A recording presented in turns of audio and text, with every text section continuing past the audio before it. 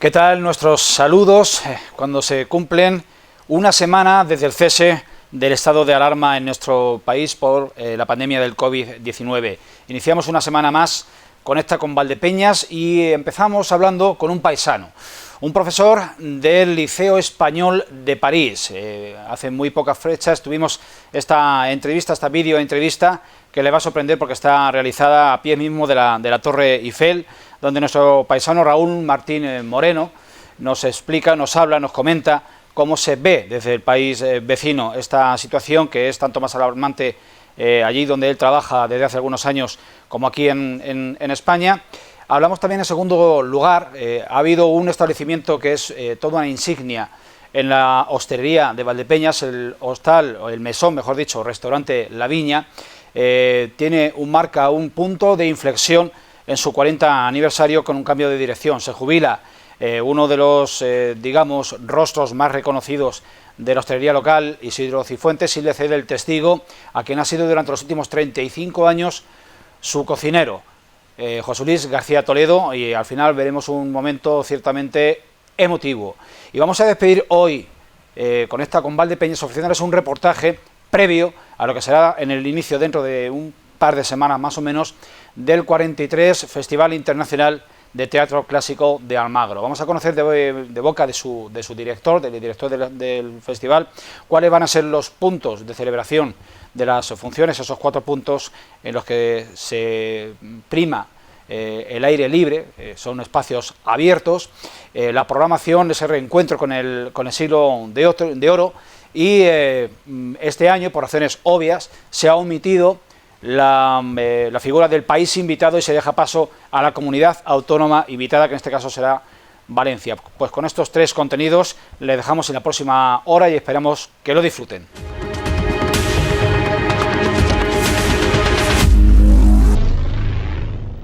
En Conecta con Valdepeñas, hoy volvemos a salir de nuestras fronteras españolas. Viajamos al extranjero para buscar a un valdepeñero por el mundo y nos lo encontramos en la capital de Francia. A pie mismo de la Torre Eiffel nos encontramos a Raúl Martín Moreno. Él es profesor de dibujo, es jefe del Departamento de Artes Plásticas, de dibujo, en el Liceo Español de París, donde lleva varios años trabajando. Anteriormente había sido director del Instituto Ramón Giraldo de Villanueva de los Infantes y, bueno, en Valdepeñas, aunque es sobradamente conocido como persona y como artista, pues se le puede conocer por su obra más célebre a nivel local, que es el trampantojo de la fachada lateral del Centro Cultural La Confianza, donde refleja muchos de los autores más célebres del panorama artístico local. Incluso se permite la divertida licencia de poner su rostro al personaje histórico de Bernardo de Balbuena. Raúl, muy buenas, ¿qué tal? Bonjour, buenos días. Bonjour, ¿qué tal? Estás muy bien ubicado. Cuéntanos, ¿dónde te encuentras? Y bueno, ¿cómo estás? Básicamente, te veo desenmascarado. Estoy en los Campos de Marte, que se está genial ahora mismo en París, en toda la ciudad, porque no hay turistas. Entonces, esta zona donde estoy yo habitualmente suele estar llena de gente. Por la tarde se llena, pero es de parisinos que vienen aquí a hacer un picnic. Yo tengo aquí mi máscara, a ver si te crees que no la tengo. Mírala, la tengo aquí guardada. No, está más guapo que mascarilla. Hay que ponérsela en los lugares cerrados, como pues un supermercado o en el metro, pero la gente por la calle habitualmente no la lleva. Raúl, en París, ¿desde cuándo y hasta cuándo? Pues en París estoy desde el año 2016, que aprobé la plaza que tengo actualmente, y estaré otros 2 años más, otros 2 cursos más. Es decir, que hasta agosto de 2022, que será cuando acabe ese curso, ¿no?, pues estaremos aquí en París. Está ahí en la familia, está tu marido Paco Ortega y tus 2 hijos, ¿verdad? Paco, que está trabajando en el hospital, ya ha pasado unos días bastante complicados en el hospital de París, en la Ambroise Paré, y los niños, pues nada, muy bien. Uno tiene 5 años, el otro tiene 9, están yendo al colegio desde el día 25 de mayo con las medidas de seguridad, Y bueno, estamos bien en general, estamos muy a gusto, muy contentos, excepto este periodo que hemos pasado del confinamiento, pero por lo demás muy bien. Raúl, tú estás viviendo, siendo testigo y partícipe de primera mano de cómo se está gestionando y viviendo la crisis de la pandemia del coronavirus en Francia y en la capital parisina, pero también te supongo muy al tanto de cómo se está viviendo la misma situación de la pandemia en tu país, en España. ¿Qué diferencias sustanciales encuentras? Bueno, pues diferencias, te voy a decir más semejanzas. Me hacía mucha gracia cuando oigo en los medios nacionales que el gobierno español lo está haciendo mal, que si les han engañado con las mascarillas, que si les han también robado los respiradores, y todas esas cosas pasan exactamente lo mismo aquí, igual, de la misma forma. Hay una diferencia, que los medios de comunicación aquí no dicen nada y los políticos de la oposición tampoco dicen nada. Hay un sentimiento de unión mucho más fuerte que en España. En España lo que he visto es, según lo que percibo de los distintos medios de comunicación, que la gente está pues unos contra otros políticamente hablando, ¿no? Y aquí no, aquí hay una unidad, no quiere decir que no critiquen, Mélenchon, que es uno de los opositores, podríamos decir que sería como el de izquierda, está situado a la izquierda del foro político, pues ha dicho, igual que Marine Le Pen, que está a la derecha, que no les gusta cómo se está tratando la crisis, pero que no van a decir nada hasta que no se termine. Toman notas y al final lo dirán. Pero en el transcurso de la gestión se han unido y no ha habido esa crispación que he visto en España. ¿Te quedas con esa postura, con ese comportamiento frente a la no tregua de nuestro país, de España, donde, bueno, la situación tan extrema no ha sido óbice para presenciar en el Parlamento las peleas más viles y cruentas? Efectivamente, aquí se ha entendido porque desde el primer momento Emmanuel Macron, que es el presidente, nos dijo una cosa que era clave para este país, nos dijo que estábamos en guerra. Y aquí cuando se habla de estar en guerra quiere decir que todo el país se tiene que unir, porque las últimas guerras que ha habido, como la Segunda Guerra Mundial, el país se unía hacia el agente externo que venía a atacar al país. Entonces el sentimiento de unidad era muy fuerte.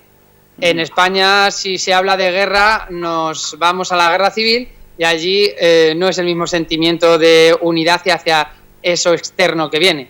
Entonces, sí, aquí sí se ha apelado a ese sentimiento de unidad desde el principio, de patriotismo, y se ha gestionado igual que en España, y te diría que en algunas cosas se ha hecho peor que en España, pero sí.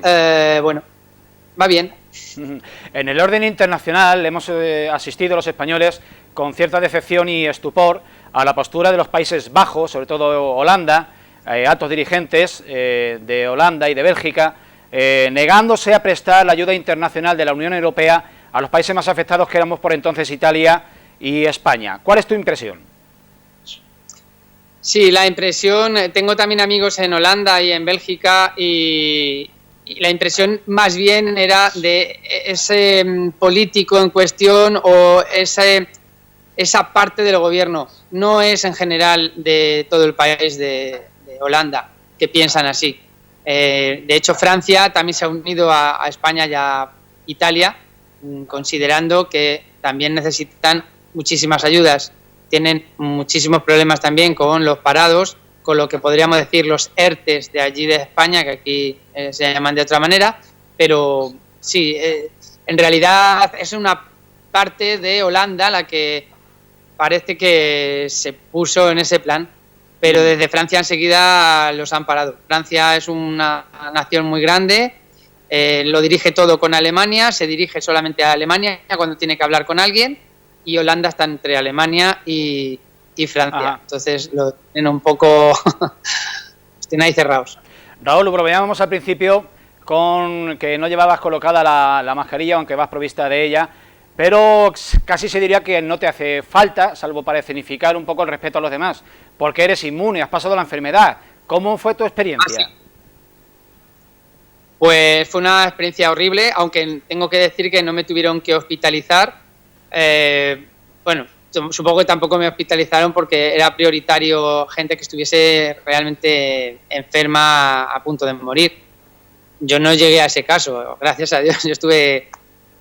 Pues fue al final las vacaciones de invierno, el 24 de febrero, que empecé a notar tos, empecé a notar que no podía respirar bien y bueno, cuando ya vi que tenía fiebre, porque en esa época todavía no teníamos muy claro si era el coronavirus o era una gripe normal, fui al hospital, me hicieron las pruebas de la nariz, pero me dijeron que el Estado francés no permitía que se hiciesen pruebas para saber si tenías el coronavirus o no, porque si se sabían, tenían que aumentarlo, tenían que decir que había muchos casos. Si no haces las pruebas, pues evidentemente tu país no tiene ningún caso de coronavirus.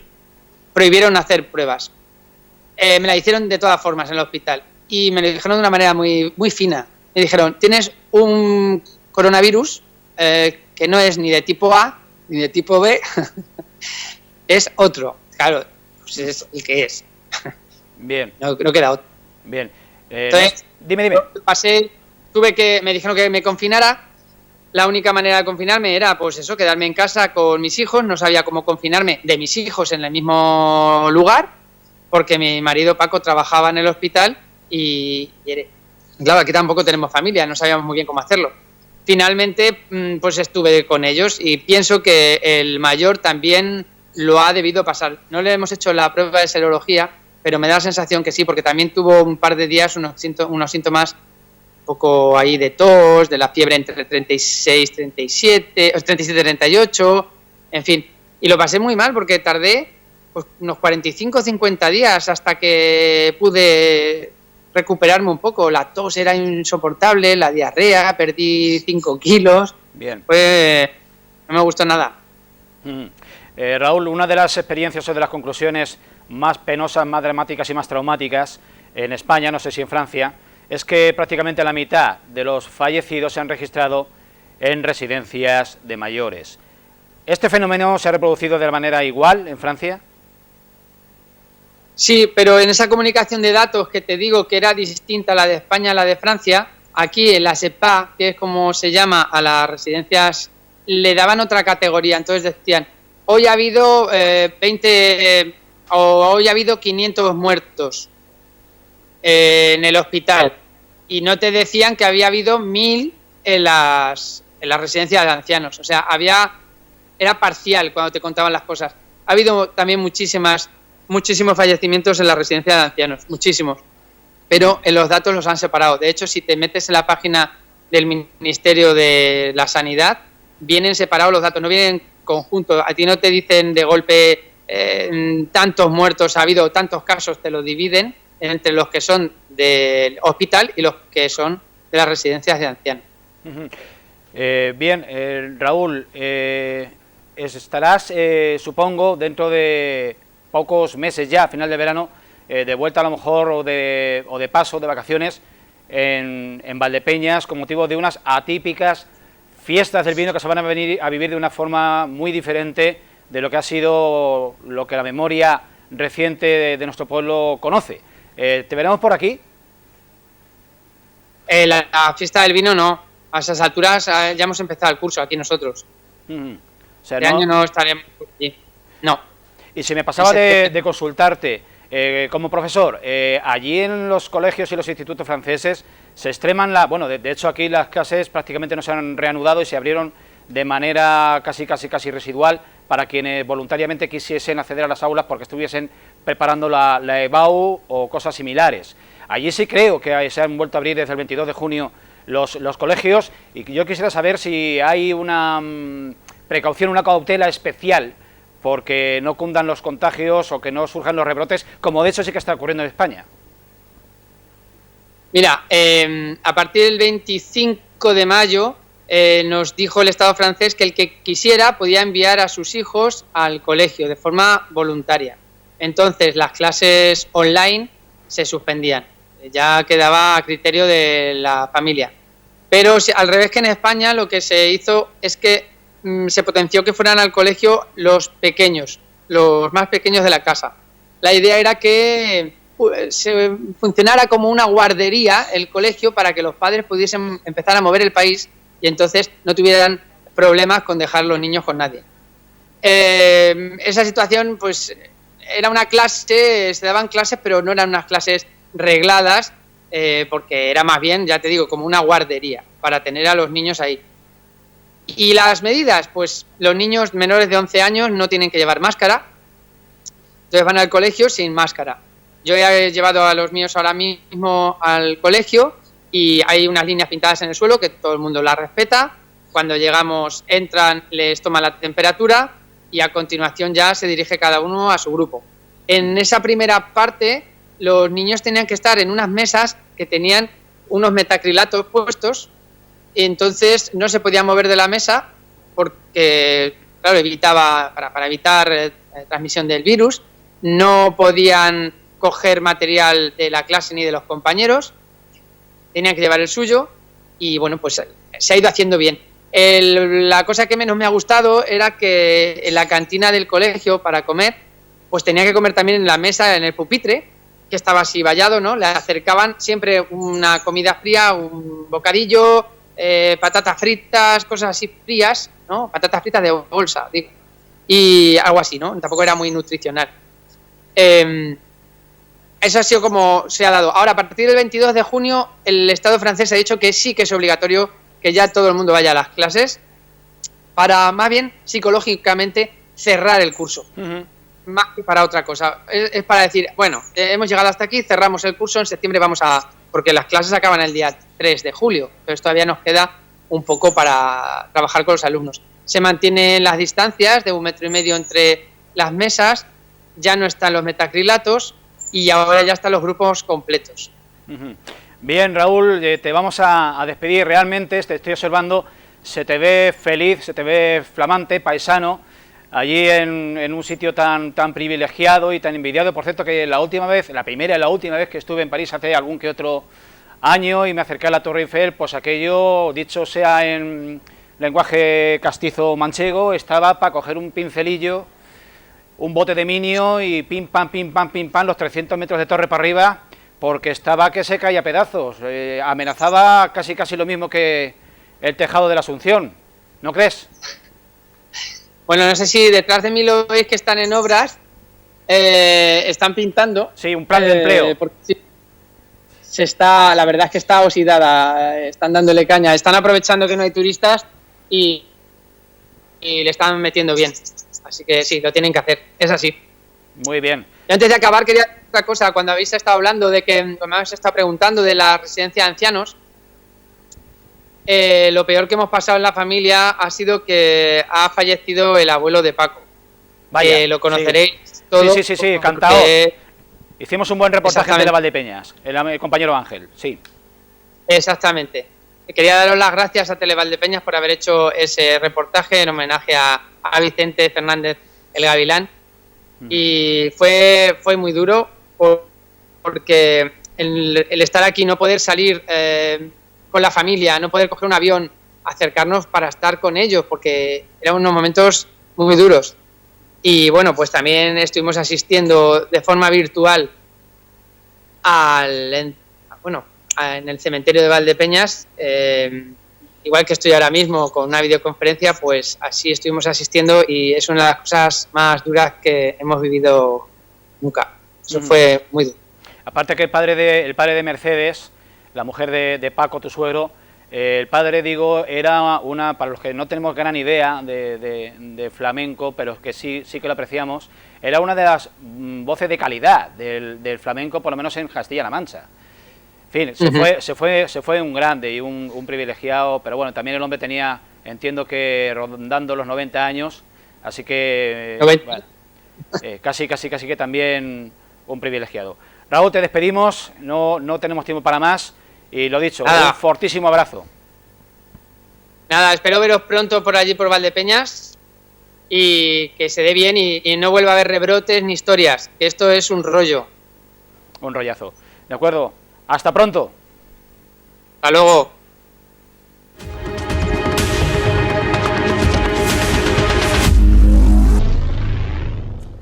En Conecta con Valdepeñas hemos salido de nuestro plató, de nuestros estudios en la calle Esperanza, y creo que el entorno que me acompaña pues es muy fácilmente reconocible, porque es un enclave emblemático dentro del sector también emblemático de la economía de Valdepeñas, como es la hostelería. Estamos en el mesón restaurante La Viña, un establecimiento con casi 40 años de trayectoria y, como digo, uno de los locales insignia del potente sector de hostelería y restauración de la ciudad del vino. En La Viña no estamos aquí por una cuestión baladí, sino porque se va a producir, o se está produciendo de hecho, un relevo en la dirección del negocio y del establecimiento después de, como digo, 39 años. Será este miércoles, en el 1 de julio, fecha también histórica en nuestra ciudad, cuando José Luis García Toledo, a mi izquierda, tome las riendas del mesón restaurante La Viña, que le cede pues, otro de los colosos de la hostelería local, Isidro Cifuentes. José Luis, Isidro, buenas tardes. Gracias por acogernos en vuestra No, casa. en su casa ya, no en la mía, en su casa. Hombre, en alguna medida lo va a ser siempre. Sí, hombre, sí, es mi casa. Bien, Isidro, empezamos por ti. Bueno. 1981, abrís 81. El mesón restaurante La Viña, junto a dos compañeros más que yo los visualizo, no recuerdo su nombre, pero los visualizo, aunque a mí me trajese mi padre de la mano. Bueno, eran dos, sí, en realidad eran dos compañeros, aunque yo era el que era el dueño de la viña, bueno, el dueño, el inquilino en esos momentos de la viña, pues sí es cierto de que empecé con José Luis, ¿cómo se llamaba de apellido? José Luis Patón. José Luis Patón, empecé con él y veníamos de habernos quedado con La Bolera, Sí. donde está ahora ubicado para los jóvenes que estén viendo el programa, el geriátrico. Ahí estuve todo el verano y la verdad es que luego ya a raíz de eso empecé a quedarme con el restaurante La Viña. Entonces, como tal, decidí quedarme con La Viña y así lo hice, y 39 años han pasado por mis costillas. Por mis costillas. Anterior, yo pensaba que La Viña, que La Bolera había sido anterior a La Viña, o sea, lo llegaste a compaginar. Lo compaginé. Hubo un verano que me quedé con La Bolera y cuando terminó me quedé con La Viña, y luego otros 2 veranos siguientes seguí con La Bolera y La Viña. Alternaba los dos establecimientos. Bueno, aparte de 10 años que anduve con mi padre. Aquí a la vuelta, el clásico bar español lo regentaba mi padre y con él estuve 10 años. 10 años estuve ahí siendo un mozalbete todavía. Estoy echando cuenta mentalmente, 40 13 años. años. 24 años. Eras un adolescente. 24 años cuando me quedé con esto, y 10 que estuve con mi padre tenía yo 13, 14 años cuando empecé con esto. Bien.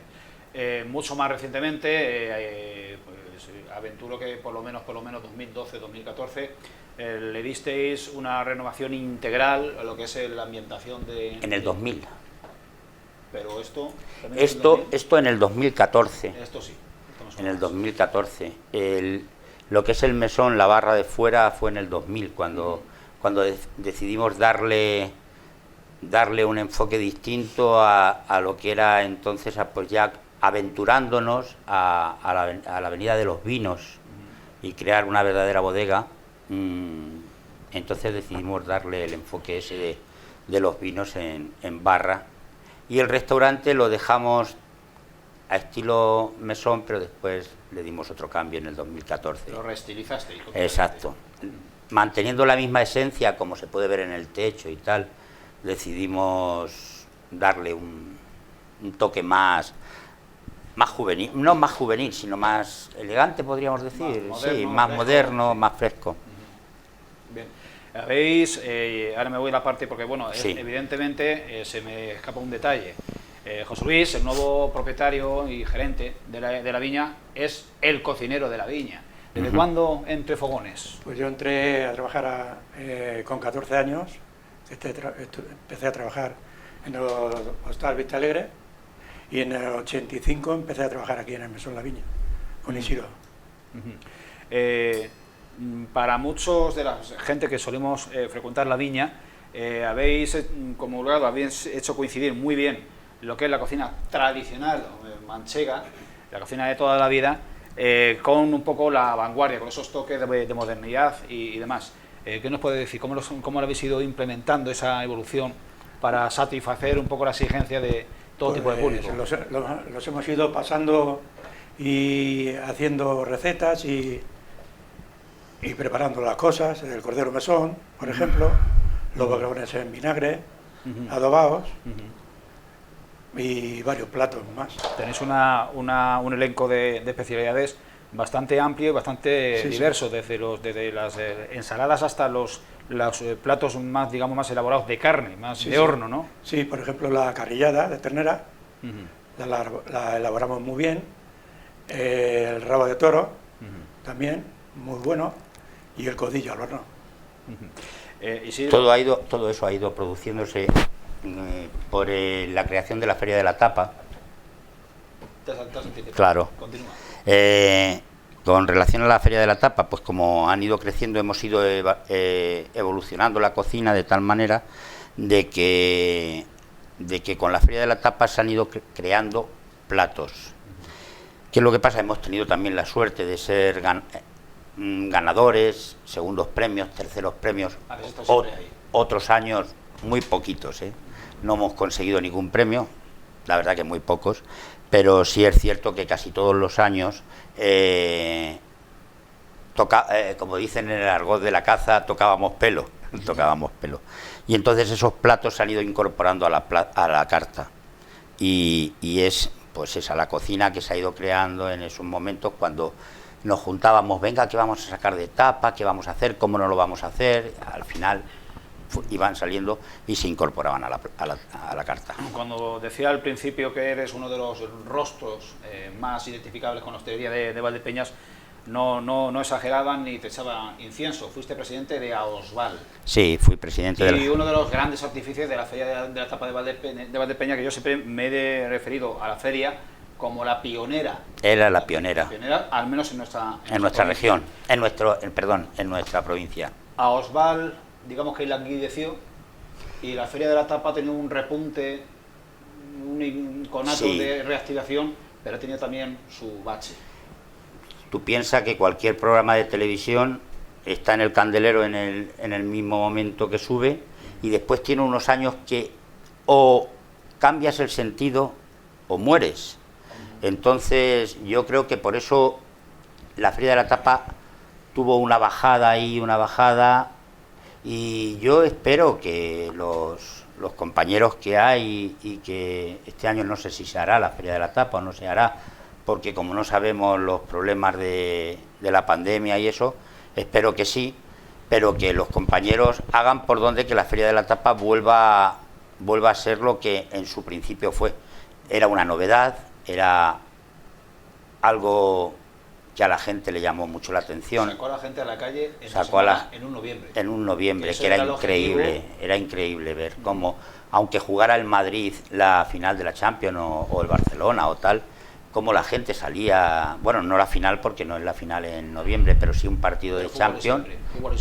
Fútbol hay siempre. Y cómo salía la gente olvidándose del fútbol, o sea, en la esta. José Luis, ¿qué va a haber de nuevo contigo al frente del negocio? ¿Qué vas a innovar o si vas a apostar por la continuidad? Pues vamos a seguir con la continuidad. Voy a agregar 3 platos nuevos, que va a ser garbanzo con langostinos, un arroz del señorito y un arroz con bogavante. Bien. El arroz con langostinos, o sea, los garbanzos con langostinos, has dicho, inicialmente, eso es un plato muy gaditano, muy andaluz. Sí. ¿Consideras que tierra adentro va a triunfar? Porque sí. No tenemos la mentalidad de un guiso de legumbres con langostinos, en La Mancha pues puede sonar raro, pero está, doy fe, delicioso. Chipiona yo lo he probado más de una vez y funciona. Sí, claro, está bueno, aquí lo hemos probado varias veces a unos clientes y se han ido satisfechos del plato de garbanzo con langostinos. Y el arroz del señorito, pues es un arroz en paella. Sí, claro. Con muchos ingredientes, pero todo pelado. Con todo pelado, o sea, lo puedes comer todo. Sí, todo. Puedes dejar el plato sin vacío. mancharse las manos. El señorito no se mancha. Por eso es el El señorito no se mancha. Inauguráis o abrís el miércoles 1 de julio. Ya tenéis la terraza estará funcionando y habéis hecho extensiva o masiva una invitación. Creo que me expliquéis los detalles de esa invitación que habéis hecho. No, bueno, no, es bien sencillo. José Luis me dice, yo no tengo relación de clientes y tal, de más o menos de los clientes que vienen a la viña. Entonces, bueno, pues por las redes se hace extensivo ese vino el miércoles de 9 a 12. Yo no lo hago, lo hace José Luis, yo no tengo nada que ver, tan solo he difundido en las redes el tema y sí, lo que yo, apoyando a lo que José Luis dijo, lo que sí hago extensivo es que por protocolo de seguridad y tal, si vienes y ves que está lleno, por favor date una vuelta por la plaza y baja después. ¿Por qué? Pues porque tampoco estamos viendo cómo hay rebrotes nuevos y tal, y tenemos que cuidarnos un poco. ¿En qué medida, Isidro, la viña ha vivido en estas 4 décadas de los visitantes del turismo? ¿Ha sido un puntal importante? Ha sido un puntal muy importante, ha sido un puntal en el turismo de Valdepeñas. El turismo de Valdepeñas, sea por Pepe, por Juan, por quien sea, por el concejal de turno, ha tenido una evaluación bastante positiva. El turismo en Valdepeñas, bueno, ahí están los registros en el ayuntamiento y tal de la oficina de turismo, y la verdad es que ha habido, y entonces sí es cierto que la viña ha sido ha notado mucho la venida del turismo en Valdepeñas. José Luis, estamos dejando atrás, pero no superando la pandemia del COVID. Cualquiera que le contemos que te pones a reinaugurar un negocio, un establecimiento como la viña, con la que está cayendo, eres un poco Quijote, eres muy valiente. ¿Tienes algún temor? Hombre, claro, el temor siempre está ahí, con el COVID-19 el temor siempre está ahí, pero vamos, en las condiciones que he puesto el restaurante, creo que tiene su garantía de higiene, bueno, vamos a decir de seguridad. De seguridad. Muy bien, pues diría que ya solo nos resta desearos lo mejor, no suerte, porque la suerte se le desea a los mediocres, desearos todo el acierto. La enhorabuena a Isidro por su jubilación, muy merecida, y a José Luis, pues que nos tendrá por aquí. Yo solamente quiero decir una cosa, si me das permiso. ¿Cómo no? Estás en tu casa. Hay que venir a la viña por 3 razones. La primera, la viña es el punto de encuentro de Valdepeñas. Es un punto de encuentro, por lo que tú me decías del turismo. La viña es una gran bodega, lo que tiene en sus paredes. Una gran bodega. Y la tercera, porque tiene la mejor cocina. Voy a dar ahora la mejor cocina que hay ahora mismo, en Valdepeñas, yo creo que está en la viña, o una de las mejores. Son las 3 razones que yo creo. Algún periodista le acuñó un eslogan para la viña que es Esencia de Valdepeñas. Esencia de Valdepeñas, sí. ¿Dimos en el clavo? Dimos en el clavo. Esencia de Valdepeñas. Bien, pues le vamos a dejar paso a José Luis, que creo que tiene algo previsto y algo preparado. Hombre. Bueno, pues yo en estos momentos quiero hacer la entrega a mi jefe, mi compañero de trabajo, de una placa por su jubilación. Pero hombre, por favor. Cuidado, es que el problema es que no con los micrófonos. Sabes que con esto ni nos podemos abrazar ni nos podemos. Pero yo te voy a dar la mano, me cago en. Muchas gracias. Ya. Hay excepciones. Hay excepciones. Voy a abrirla, pero bueno, hombre, por favor. Y además ante los medios de comunicación, o sea, el factor sorpresa ha funcionado, no lo sabía. Joder. Pero bueno, esto es una pasada. Eso lo tenía yo antes. Léenos, por favor. A Isidro Cifuentes Álvarez, por hacer más fácil nuestro trabajo, compartir tu sabiduría y por ser un excelente jefe y mejor persona. Muéstralo a la cámara, por favor. Muchas gracias, de verdad. No, vamos, ni por el asomo puedo yo pensar de que me invitáis a venir a hacer un programa y que me llevo algo muy... Hombre, algo tener el agua cuando la bendice. Sí, o sea, a ver. No todos los trabajadores despiden a su jefe de esta manera. Claro, no. Y ¿sabes qué pasa? Que el tema es que iba a haber una despedida más masiva, más... Yo, cuando me despedí de todos por WhatsApp hace muy poco tiempo, te puedo leer inclusive el WhatsApp que yo mandé a todos y decía que se habían suspendido la fiesta de Castilla-La Mancha el día 31, la fiesta del Rocío, pero que el día 31 era mi fiesta, porque Rocíos habrá muchos, Castilla-La Mancha habrá muchas, pero mi fiesta de mi jubilación era el día 31 en la calle del Guardia, con todo previsto. Además había hablado con el alcalde y tal para hacer algo más emblemático. Y así me dijo Jesús: no te preocupes, que tu fiesta terminarás haciéndola alguna vez. Hombre. Espero que sí. Yo no esperaba ahora de momento esto, la verdad, y muchas gracias, pero sí es cierto que bueno, que gracias, y ya está, que ya gracias. Sobran las palabras. Sobran las palabras. Bien, pues de esta manera y de esta guisa despedimos este reportaje en Conecta con Valdepeñas, deseando de nuevo lo mejor para el mesón restaurante La Viña, de corazón. Gracias.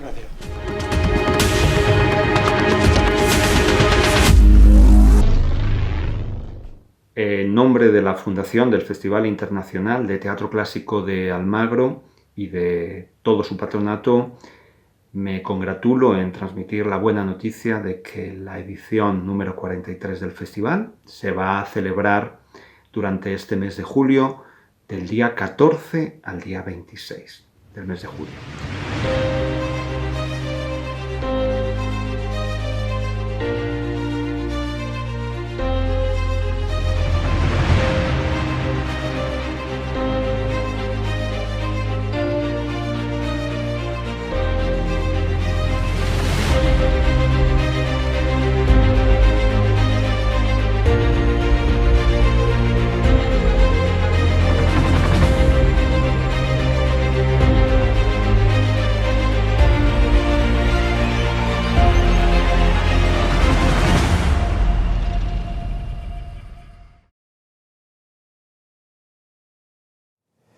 Ha sido un año complicado para todos, ha sido un año incierto, ha sido una situación dolorosa y ha sido una tragedia impresionante para todo el país lo que hemos vivido en los últimos meses, y el teatro y las instituciones culturales no son ajenas a toda esa realidad. En un primer momento lo que ha habido dentro de la Fundación ha sido la conmoción de ver lo que estaba sucediendo en el país y bueno, cumplir con lo que nos tocaba a todos cívicamente, que era estar en casa, cumplir las medidas de protección y pensar en una hipótesis de festival que fuera viable, pero en ese primer momento lo que primaba era la protección. A medida que el pico de la crisis pasó y empezamos a entrar en las sucesivas fases de vuelta a la normalidad, pues comenzamos a pensar qué festival se podía hacer. Había algunas cosas que ya se habían descartado antes, como era la programación internacional, que por pura logística se cayó, y además por una reflexión sobre dónde tenían que ir los recursos del festival, que era al tejido nacional y a las compañías españolas que están haciendo Siglo de Oro, de acuerdo al patronato, se reorientó en ese sentido y quedó clara que este año la edición debía ser una edición más focalizada sobre las compañías españolas. Aún así, había que ir manejando en cada caso los criterios sanitarios. Por ejemplo, cuando nos llegaron las informaciones de que era más pertinente usar los espacios abiertos que los cerrados, se reorganizó la programación y se renunció a algunos espacios que, o por ser cerrados, como el Silo o como el Teatro Municipal, o por ser muy pequeños, aunque sean al aire libre, como el Patio de Fúcares, no reunían las condiciones sanitarias adecuadas. De manera que Podemos decir que el festival que ahora presentamos es una combinación entre lo coyuntural, la situación que hemos vivido, las exigencias sanitarias, la necesidad de apoyar al tejido nacional y la defensa de la filosofía y de las esencias del festival. Esa multiplicidad de visiones, esa combinación entre lo clásico y lo contemporáneo, esa presencia de autoras y autores, de comedia, de drama, de la poesía mística. Creo que aunque sea una versión más pequeña y más reducida, mantiene todas las señas de identidad que en estos años hemos estado trabajando y que hacen que Almagro sea el referente nacional e internacional que es.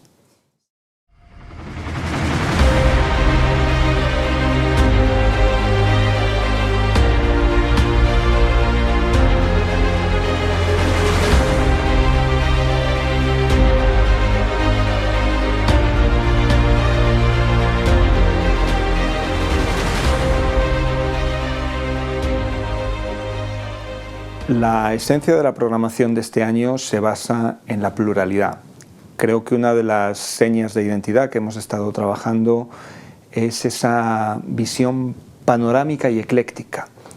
Sacar de la cabeza del espectador la idea de que el Siglo de Oro es una única realidad. Son muchas, la de los autores y la de las autoras, la de la picaresca, que va a estar con el Lazarillo, y la de la mística, que va a estar con San Juan o con Sor Juana Inés, la de las comedias muy variopintas, desde Casa con dos puertas a El galán fantasma, a los dramas, digamos, más profundos y reflexivos que tiene el Siglo de Oro, que maneja esa combinación de lo festivo y lo profundo, lo popular y lo culto. Queremos que el festival sea un espacio de convivencia entre todas esas miradas diferentes al Siglo de Oro.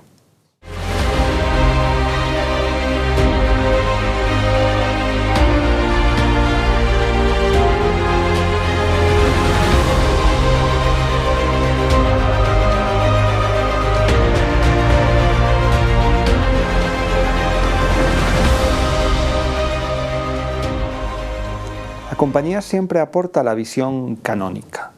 Es decir, igual que cuando uno va a Stratford, sabes que la Royal Shakespeare Company es el canon, cómo hay que montar, cómo hoy en día, en 2020, se está montando a Shakespeare en excelencia, en las mejores condiciones. La Compañía Nacional representa eso. También la Compañía Nacional está ampliando estas miradas y vamos a presentar un recital de poesía mística, de poesía de San Juan de la Cruz, a cargo de Lluís Omar y de Adriana Ozores, en un espacio muy íntimo, en un espacio muy cercano como es el Corral de Comedias, de manera que está lo grande y lo pequeño, pero también están otras visiones periféricas. La Compañía Nacional está haciendo una gran labor de coproducción y de estimulación a otras compañías que trabajan, o a otros territorios que trabajan el Siglo de Oro, y que les da un espacio para que se presenten en el Teatro de la Comedia y en la sede de la Compañía Nacional de Teatro Clásico. Este año presentamos las andanzas y entremeses de Juan Rana a cargo de la compañía Ron Lala, sin renunciar a nada de la esencia de Ron Lala y a su carácter lúdico, musical, festivo. Pues hay una coproducción ahí de la Compañía Nacional homenajeando además a Juan Rana, uno de los grandes comediantes. A veces pensamos que el Siglo de Oro son los escritores y el Siglo de Oro era todo un tejido teatral en el que había actores y actrices, en el que había escenógrafos, en el que había trabajadores del teatro y no solo trabajadores de la palabra, y creo que es muy hermoso poder presentar ese espectáculo sobre Juan Rana. Igual que es una maravilla que la Compañía Nacional esté entendiendo también la periferia geográfica y que un espectáculo como Tirán, basado en la novela de Joanot Martorell, se pueda presentar en valenciano, como se presentó también en su día, y se pueda presentar en Almagro en una lengua cooficial, abriéndonos, igual que nos hemos abierto estos años a los acentos de América, por ejemplo, y a otras maneras de hacer el Siglo de Oro, a los acentos que dentro del territorio nacional también son otras manifestaciones del Siglo de Oro.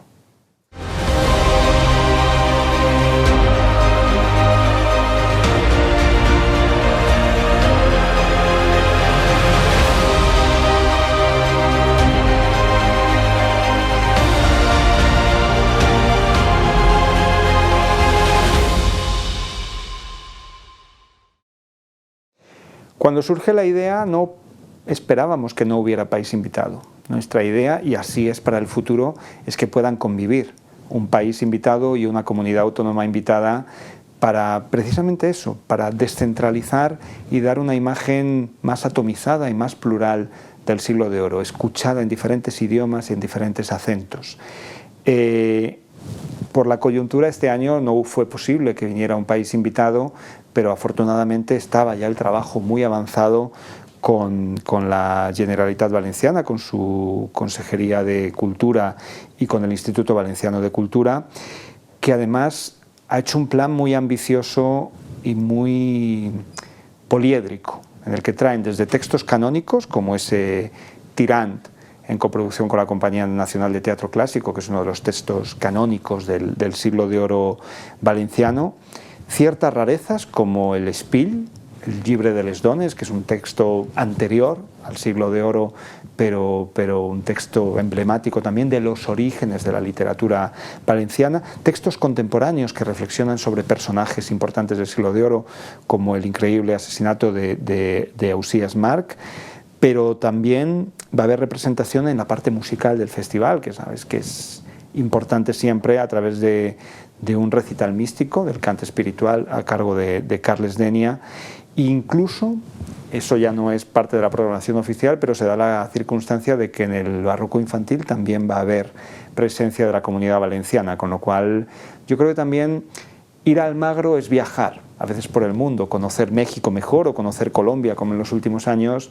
En este caso va a ser turismo interior, pero también a través de sus textos y a través de sus artistas, el espectador que venga a Almagro va a poder conocer mejor lo que es la Comunidad Valenciana y lo que es su cultura.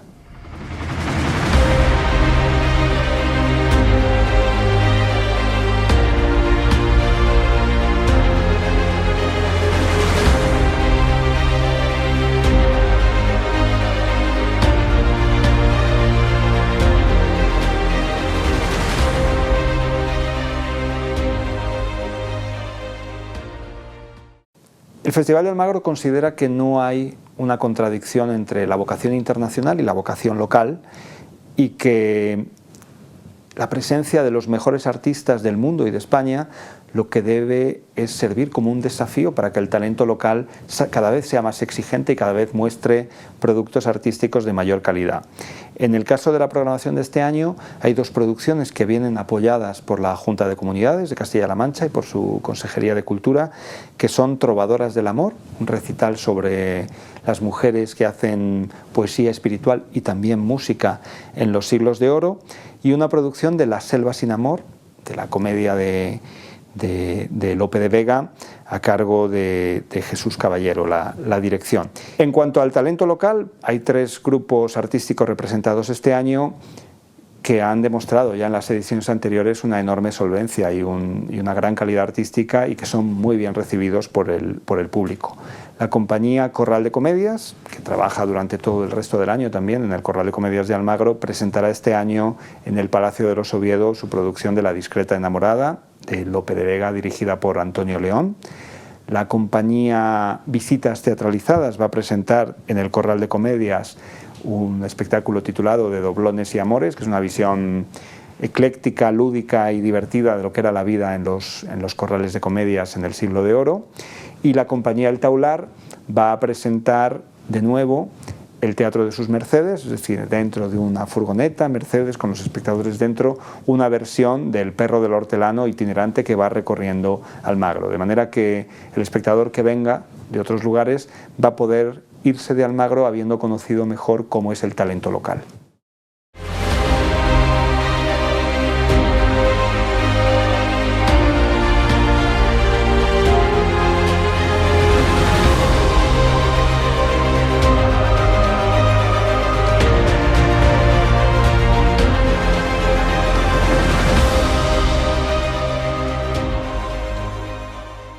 En efecto, este año las autoridades sanitarias no aconsejan las aglomeraciones masivas de público incontrolado.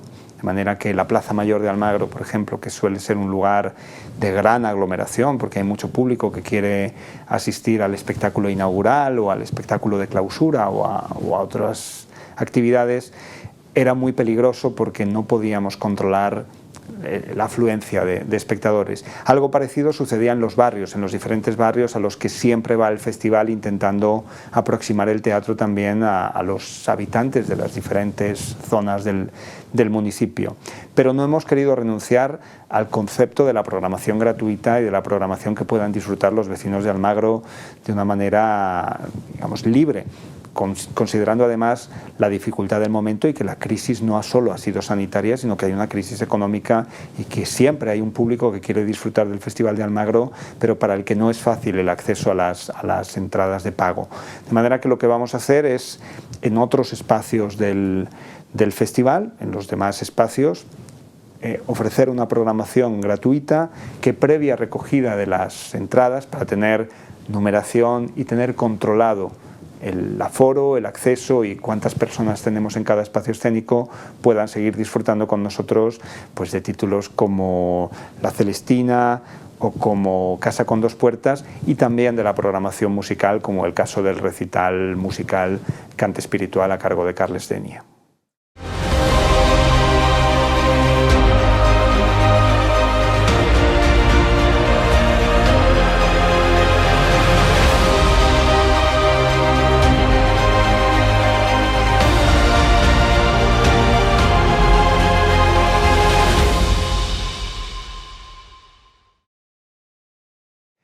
El festival tiene una carga muy importante en lo presencial y, de hecho, como decíamos antes, va a ser muy impactante desde el punto de vista sentimental y emotivo el poder estar en vivo con los actores muy cerca, después de tantos meses sin poder vivir esa experiencia. Pero es indudable que, por muchas razones, por razones económicas, por razones de dependencia, por muchas razones, hay mucho público que no va a poder venir a Almagro, máxime este año cuando los aforos por razones de seguridad sanitaria son más limitados. De manera que creemos que una parte de la programación es bueno que sea accesible desde el público en otros lugares. Específicamente Barroco Infantil, que es un certamen que llega a todos los públicos, el público infantil, pero que sabemos que siempre el público infantil lo disfruta con los padres, con los abuelos, y que consideramos que este año, primero porque es un público más difícil de controlar con las medidas sanitarias de distancias, y segundo porque nos parecía muy positivo que los niños del resto del territorio nacional e internacional puedan aprender a ver teatro y a disfrutar del teatro a través de los medios digitales con los que ellos además están muy familiarizados, y por eso este año se ha planteado que Barroco Infantil sea un certamen online que se va a poder disfrutar a través de las plataformas digitales. De la misma manera, con la ficción sonora, como hemos hecho otros años con Radio Nacional de España, también haremos que sea accesible a través de las propias redes y los canales de Radio Nacional de España y de Radio Televisión Española. Y estamos estudiando la posibilidad de que haya algún otro evento del festival con emisión para lograr esa función de que el público conozca Almagro y pueda, digamos, sentir la atracción para que en futuras ediciones pueda venir a visitarnos.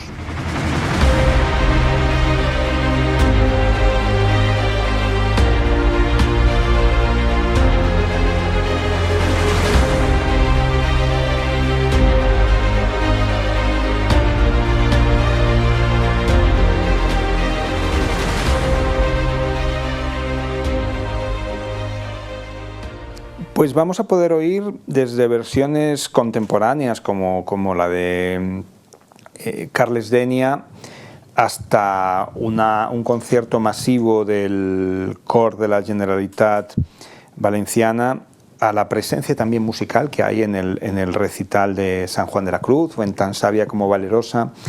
Yo creo que estos años hemos hablado mucho sobre ello. La música no era un elemento residual, sino que era un elemento central en el Siglo de Oro. No existía la representación sin música, y por eso queremos que a lo largo de todo el festival muchas obras se escribían con una parte escrita y con una parte musical. Se conservan fragmentos de partituras de muchos autos sacramentales calderonianos, de algunas comedias de Lope, y lo que queremos es que esa parte musical que era tan fundamental en el Siglo de Oro, el espectador la pueda disfrutar o con coplas contemporáneas al modo de Ron Lala, o con una arpa clásica o una formación barroca como se hacía en la época.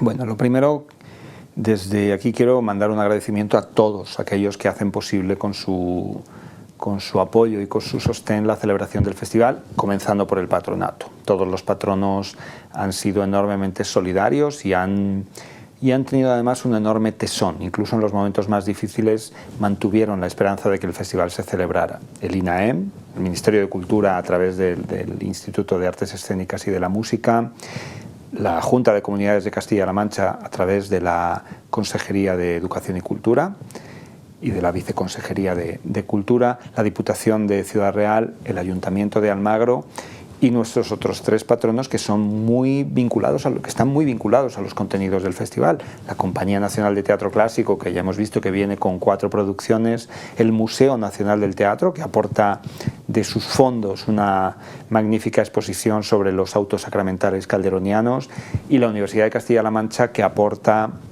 las jornadas de teatro clásico que cumplen 40 años y que esas sí están en el origen del festival y que son una parte fundamental de la visión de los clásicos y que han caminado de la mano de las escenificaciones.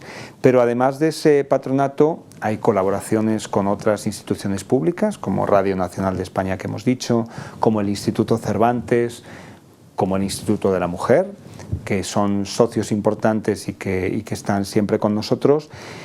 Y en estos últimos años hemos conseguido que haya un impulso también desde lo privado. Creemos que toda la sociedad civil se debe involucrar en la misión cultural que tiene Almagro y en su defensa patrimonial, y agradecemos desde aquí a los patrocinadores que siguen este año acompañándonos. Global Caja, que va a estar con nosotros, Autotrack Mercedes, que hace posible el desarrollo del Teatro de sus Mercedes, la denominación de origen de vino de Valdepeñas, que va a estar presente, Adif. Son muchas las instituciones que desde diferentes ópticas aportan cada cual lo que tiene a que el festival siga creciendo en contenidos, en difusión y sobre todo, que es lo que más nos interesa, además de la aportación económica, en una mirada cada vez más amplia y más plural sobre los clásicos.